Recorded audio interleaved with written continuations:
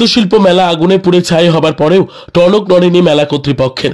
আসানসোলের পোলো গ্রাউন্ডে রাজ্য হস্তশিল্প মেলায় গতকাল অগ্নিকাণ্ডের ঘটনার পরেও টনক নড়েনি মেলা কর্তৃপক্ষের। বৃহস্পতিবার মেলা চত্বরে দেখা গেল ছোট রান্নার গ্যাস সিলিন্ডার দিয়ে চলছে রান্না বান্না। এর পাশাপাশি ধূমপানও করতে দেখা গেল বিক্রেতাদের, এমনকি মদের বোতলও পড়ে থাকতে দেখা গেল। অন্যদিকে অগ্নিকাণ্ডের পর মেলা কমিটির হুঁশ ফিরেছে। মেলা চত্বরে দেখা গেল দমকল ইঞ্জিনের। স্থানীয় দোকানদারদের অভিযোগ ছিল আগুন লাগার 40 মিনিট পরে দমকলের ইঞ্জিন আসে, তখন সমস্ত আগুন দোকানদারেরাই নিভিয়ে দেয়। এত বড় মেলায় দমকল রাখা হয়নি কেন, সে নিয়েও প্রশ্ন তুলেছেন অনেকেই। গতকাল অগ্নিকাণ্ডের ঘটনার সময় মেলায় দমকলের ইঞ্জিন ছিল না, সেই নিয়ে প্রশ্ন উঠেছিল, কিন্তু আজকে দমকলের ইঞ্জিন মেলায় দেখা গেল। তবে এই আগামীকাল আগুন লাগার ঘটনার পর নরেন্দ্রনাথ চক্রবর্তী মেলাস্থল ঘুরে দেখলেন এবং তিনি সমস্ত দোকানদারদের সাথে কথাও বলেন। আমি ওনার মাল বেচতে এসেছি। কার? এই রাজার। কি মাল আছে? এই কাঠের মাল সব। তো এখানে আমরা এখানে রান্না করি স্যার, উনি দায়িত্ব দিয়ে গেছে, আমরা রান্না করছি। সিগারেট খাচ্ছিলেন এখানে?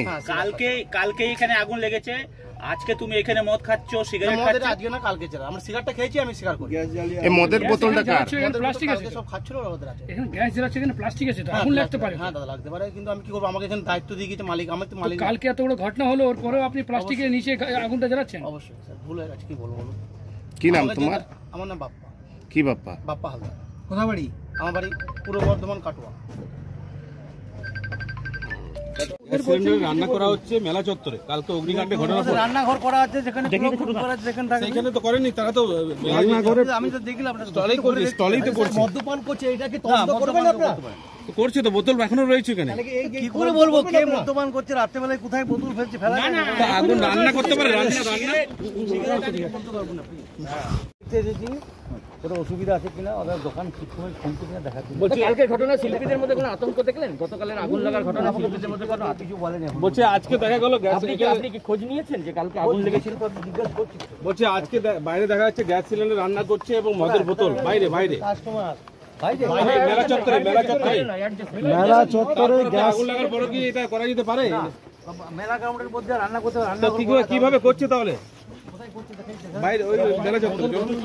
মদের বোতল রান্না হচ্ছে গ্যাস সিলিন্ডারে, এবং যারা এখানে দায়িত্বে আছে তাদেরকে বলালো, তারা বললো আমরা এটার ব্যাপারে কোনো কিছু বলবেন না। ওরা যারা এখানে বিদ্যা, ব্যবসা, চাকরি, জটক বিচার, বিবাহ, পারিবারিক অশান্তি, সন্তান লাভ, বাস্তু সমস্যা, আরো যে কোনো সমস্যার সমাধানের একমাত্র সেরা ঠিকানা জ্যোতিষী প্রসাদ রায়।